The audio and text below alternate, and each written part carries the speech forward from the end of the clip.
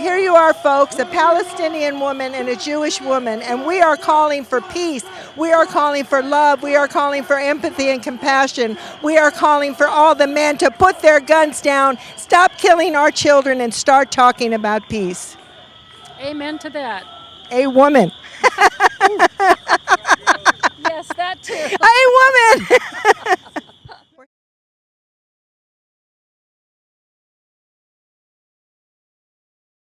We're here in downtown Santa Rosa, California. It is Saturday, the 12th of July, and we're here at a rally for Andy Lopez, a young 13-year-old boy who was shot with 7 bullets in his young body by Deputy Sheriff Eric Gelhaus. The decision made by our district attorney, Jill Ravage, came out sometime this week with the decision that they were not going to push or make any accusations or any charges against Deputy Sheriff Gelhaus. I'm sitting here with Therese Mughannam, who is a activist for the Palestinian. Why don't you give us the name of your organization, Therese? It's called North Coast Coalition for Palestine, and my last name is Mughannam. Oh, I'm so sorry. You know, and Therese and I have been friends for a long time, and our unique attraction for one another is she is Palestinian and I am Jewish, and we have had many, many conversations. And the conversation that we're going to have today is how both of us see a tremendous amount of similarity, what's happening right here in our own county, that's happening not only in Palestine and Israel, but also happened during the Holocaust in Nazi Germany. Therese, tell us, what is your opinion of what's happening here today? I heard about it. Well, I mean, you know, the sign talks about the militarization of the police. I mean, I just came, literally 2 weeks ago today, I was in Palestine and Israel, and I saw with my own eyes what that looks like. I saw the militarization of a society. I saw what the young, not just the young people, but all people under occupation in Palestine have to go through. In terms of being blocked from traveling, in terms of, you know, there's just a lot of similarity between what I saw there and what I think could happen here unless we wake up. Well, you know, it's really interesting that you say that, Therese. I was on a women's retreat for 5 days, and so I was gone when all this was happening. But as I was driving home and I found out, I got very upset, and the woman that I was with asked me, "Why are you so upset?" And I said, because I was thinking, in Nazi Germany, were there groups of people like this who gathered and says, oh my God, all these killings are going on. What are you doing to the Jewish people? This is not right. Well, what's happening here, particularly around the death of young Andy Lopez, is number one, he was killed in a militarized style. 7 bullets was put in his body, and then the officer jumps out and handcuffs him while he's on the ground bleeding, and he's dead.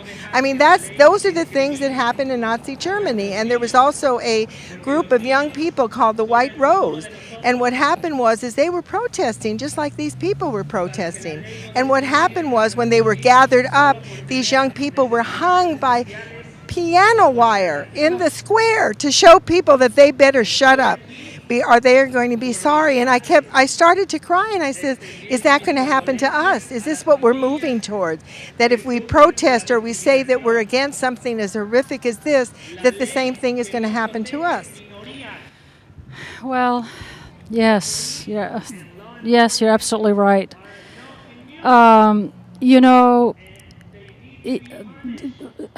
In my opinion, Eric Gelhaus is also, there's a part of me that has compassion for him as well, because he's been brainwashed.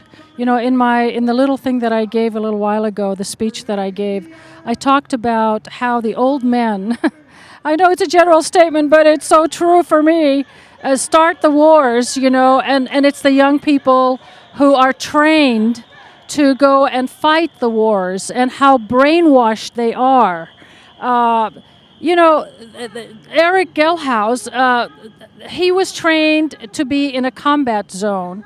And so he comes back from the war in Afghanistan or the war in Iraq, and he's here in a civil society, and his instinct is still the same because he's been brainwashed.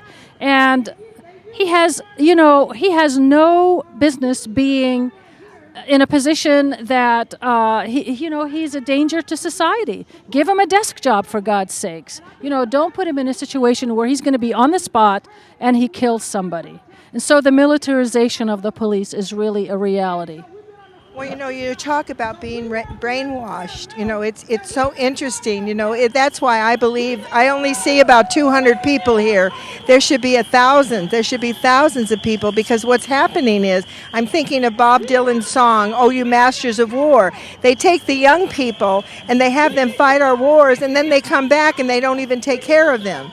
I mean, it's really a disgrace. Well, I really want to thank you. I know you want to get back and have listened to all the wonderful, wonderful speakers. And is there anything else that you'd like to add that maybe we haven't covered? Being Palestinian, my heart and my thoughts and my prayer goes to the people in Gaza who are being bombed by the Israeli military as we speak. And checking the news this morning, there were over 110, I believe, civilians, many of them civilians, and about 30 children who were killed through these bombings. And it's insanity, and and we as American citizens are really financing that, to the point of $3 to $4 billion a year. We've got to rise up. We've got to stop that insanity. The Israeli government is just going crazy, and we have to force our government to tell them to stop. And so, what can I say? My son is there studying, so my heart and my thoughts are always there with the people suffering. No one should have to deal with that kind of an oppression. No one. Well, I want to thank you, and I want to add something as a Jewish woman. I feel the same thing, and what happens to me, why I wept for my people, that they have become so disenchanted that they have to turn against other people. And we all have to wake up and recognize that the only way that we will have peace is if we quit the differences. I'm not a Jew, you're not a Palestinian. We are two human beings, and we are two women. We have given birth to beautiful children, just like Andy Lopez's mother. She gave birth to a beautiful, beautiful boy. He was a good boy. He was like my grandson. He was a member of a band. All his friends liked him. And for our district attorney, who is a woman, I worked and marched. I marched in streets. I was yelled at, screamed at. Our sisters from 1914 to 1920 were waterboarded so we can get the vote, so we could bring women into office, so we would end all wars. And we have a woman district attorney that is doing nothing about one of our children in our community being shot and killed. I'm not surprised, because those in power will always protect others in power. It's just the way it works. Let's wake up, people. And thank you so much for the opportunity to be able to do this interview and to be able to be on film. And I want to thank you from the bottom of my heart. Thank you, Therese. You are wonderful. And thank you for all the work that you do.